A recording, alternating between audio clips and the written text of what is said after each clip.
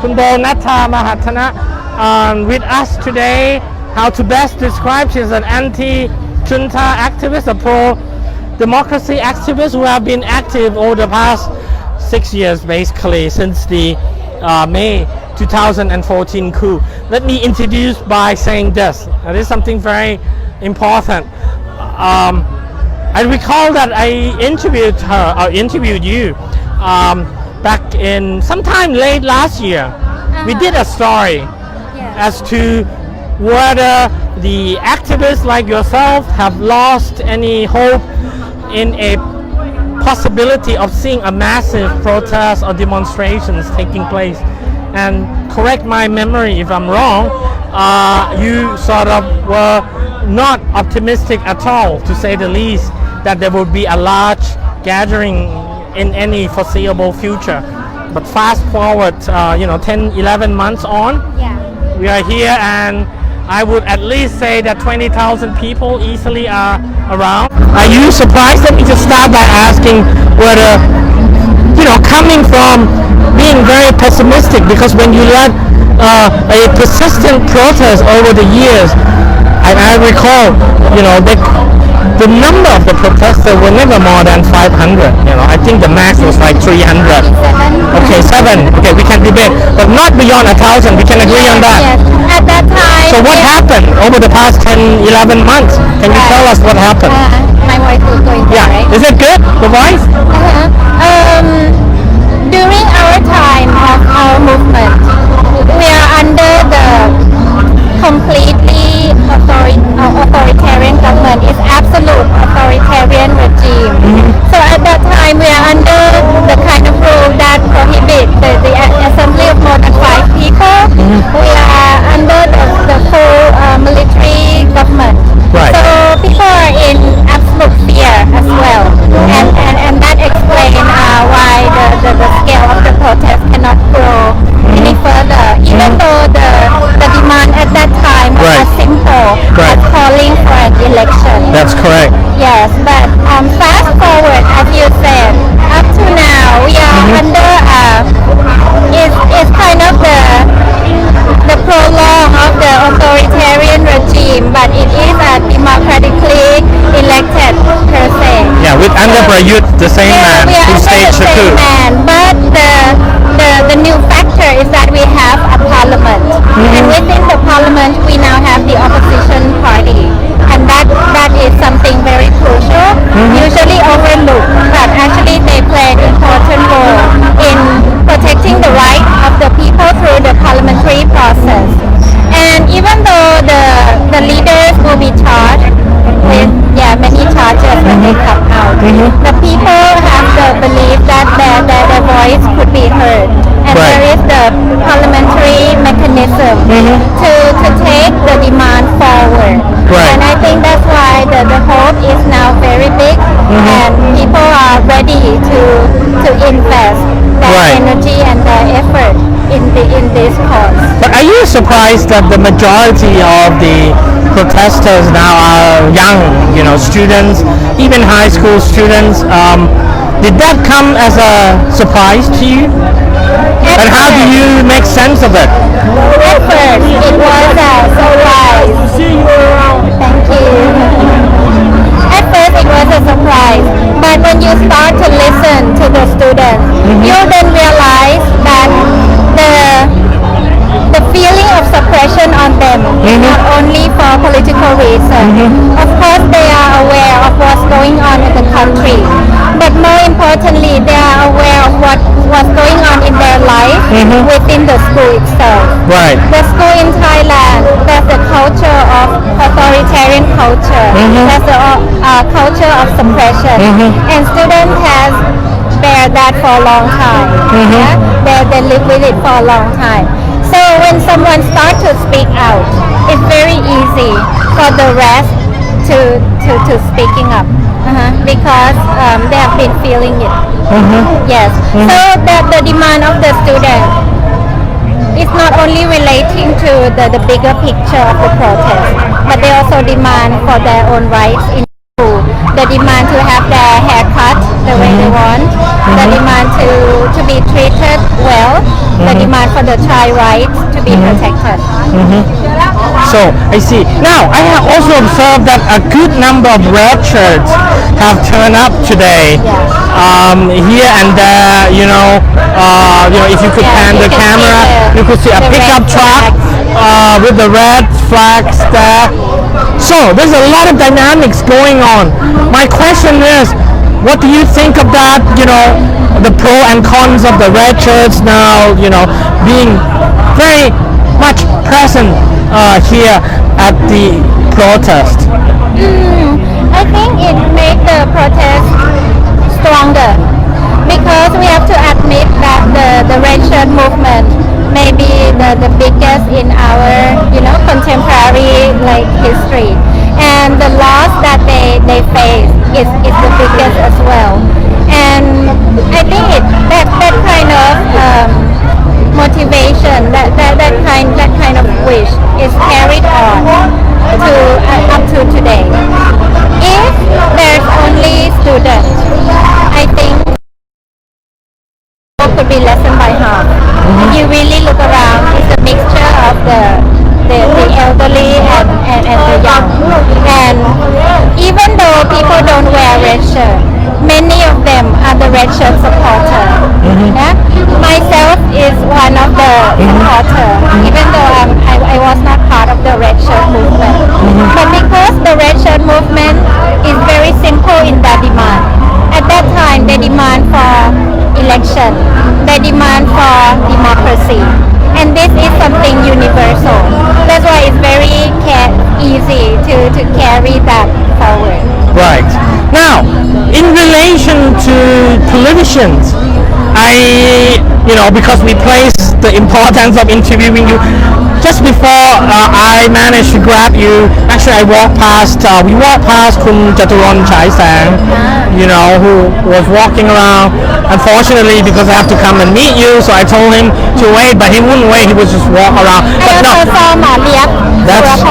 that's right, and you told me that the Pheu Thai party has set up a booth to observe the protest. And on the other hand, people know that the Thammasat students have this link normally with, particularly with the Move Forward party now, because many people who are running Move Forward, and before that the Future Forward party, are graduates from Thammasat University.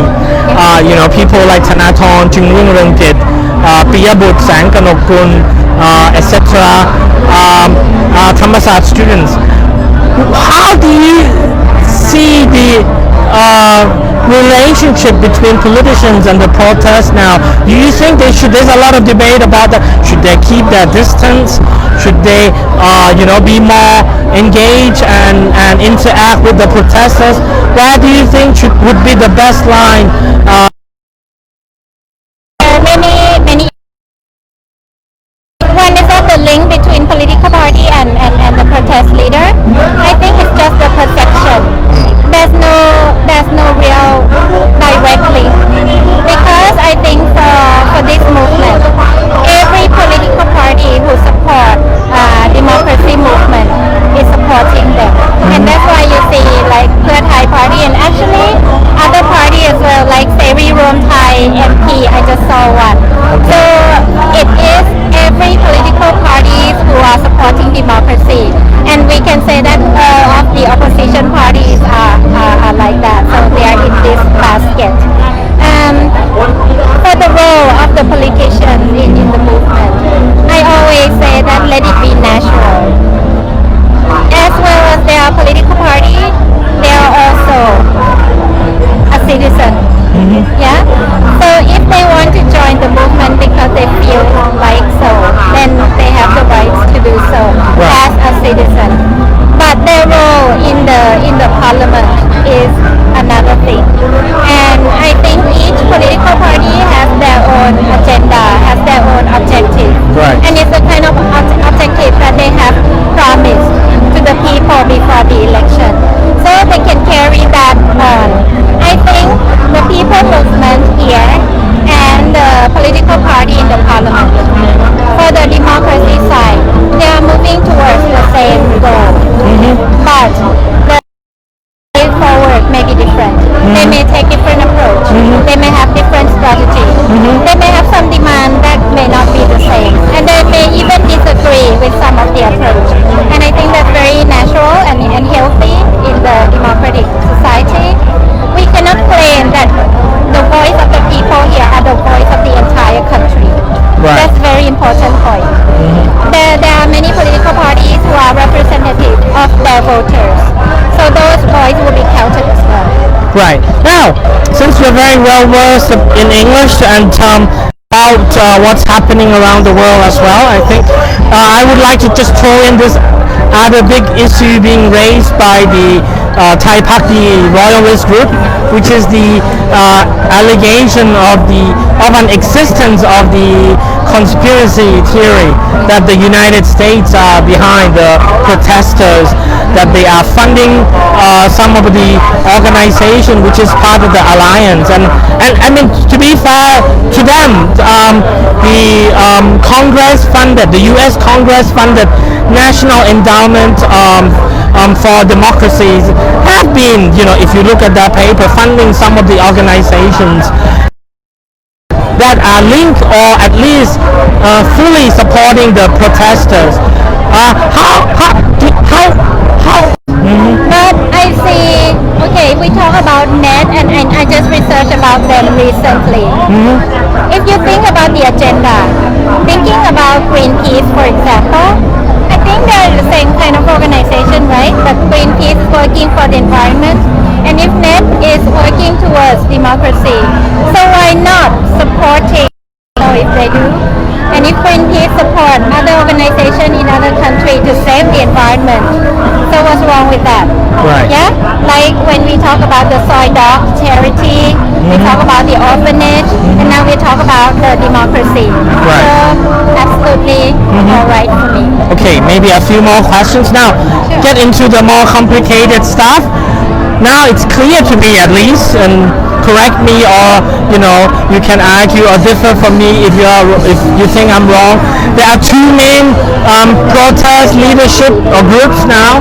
One is the Thammasat group, which is holding the protest today. The other group is the Free Youth / Free People group, which held a protest several weeks ago at Democracy Monument. And their demand seems to not fully match. On one hand, we have the Free People / Free Youth group, which prioritize the demand for the dissolutions of the House of Parliament that would pave way for a new election. Well, the Thammasat students are very particular about the demand to reform the monarchy institutions. Now, even today, we know that one of the key leader of the Free Youth / Free People movement is here. Kun Thattep is here, but I don't think he will go up on the main stage at all. So there's a separate group, and with this protest, I see more visibility amongst red shirts. So how do you see the various demands being, at least compromised or pushed through as a package? People are quite confused, and I don't know.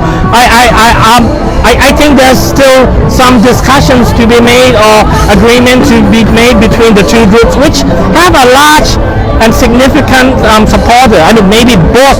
Many may have gone to both protests, but still the demands seem to be overlapping and not exactly the same. Exactly the same. Right. But I think I look at it like this: in the big umbrella, there is the new constitution, there is the dissolution of the parliament. I think mainly the new constitution, and then there is the demand about having the constitutional monarchy as literally it should be. Properly under the constitution. Yes. And, so that is quite clear, right? And then this 10 demands, I think it is within, it is a detail of this. The end of the less majestic law, the strict control of the royal tax-funded budget for the monarchy, so if you think about it, if we compare it to writing an essay, that dream for the constitutional monarchy is like the headline or the topic, and the body of the text is this 10 demand. But the 10 demand is still debatable whether you agree with 5, 6, 7, 8 or 10. Yeah, so I think there is no conflict. It is just the detail. Right. Now, maybe last question. Going forward, like tomorrow, do you have any concerns about possible, violence and confrontations? And how do you see the end game? Say to General Prayut Chan-o-cha, as well as the Thai Pakdi group and the government. Okay.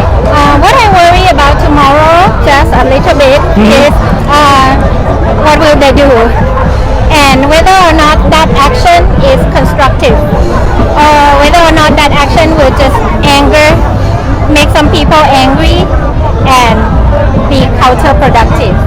So I think that is my only worry. What I'm saying to the government is be mature and listen to your people. And the leader of the protest stated clearly they will be here today, they will be here tonight and tomorrow morning, and then that's it for this time. So just be mature and nothing wrong will happen. Okay. Well, with that note, actually, I have another question before I let you go.